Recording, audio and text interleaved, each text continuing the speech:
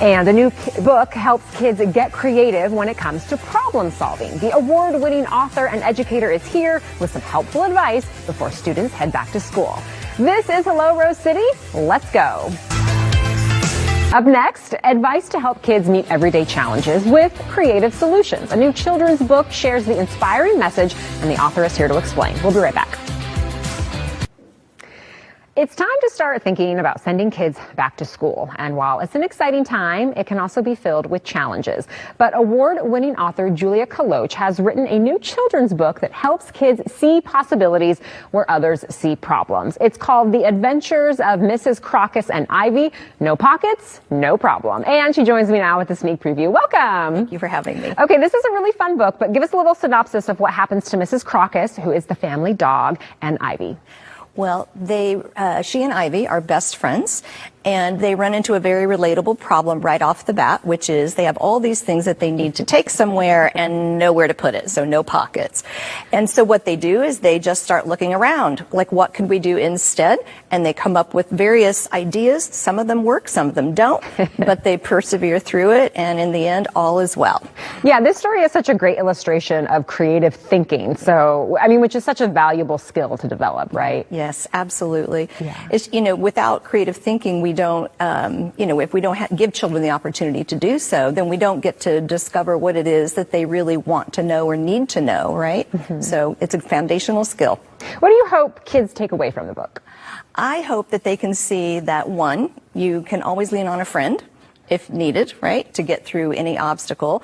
And then also that as long as you persevere, try new things, that it all will work out. So I just want them to see it as not having barriers, but opportunities. Got it. You are also an award-winning educator. So what are some ways parents and teachers can encourage independent thinking? I think one of the biggest and probably the hardest is, as the adults in children's lives, is to pause. See, it was hard, wasn't it? Pause and then pivot and then let the child persevere. So we tend to want to jump in, right, and make a comment or fix it for the child. So for me, that is the biggest one, is to allow it. It's okay. They'll be all right. Yeah.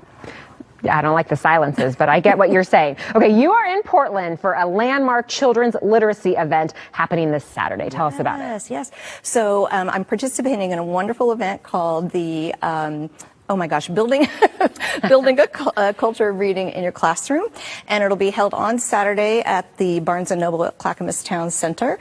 And in the morning hours, roughly 11 to 1, we will have myself, several other up-and-coming authors, as well as David Newell, the beloved Mr. McFeely from Mr. Rogers' Neighborhood, and Tony Bettino Sr., who is the Emmy Award-winning co-founder of Reading Rainbow. Wow. So in addition, for local fans, Aaron Nels Stenke will also be there. And so we'll be signing books and, reading books and inviting families and children and teachers to join us. In the afternoon, there are more things. Yeah, you are inviting educators to come and then also get in touch with you. So how can they schedule a visit? Well, with myself, that would be just go to my website, juliakalochbooks.com, and ask me for a date. And I'll be happy to come and do any author visits, schools, libraries. Yeah. What are some common questions that pop up from educators or maybe from parents when they come to your events and say, hey, I'm having a problem with this specifically getting through to my child? What's kind of some of the most common feedback you hear?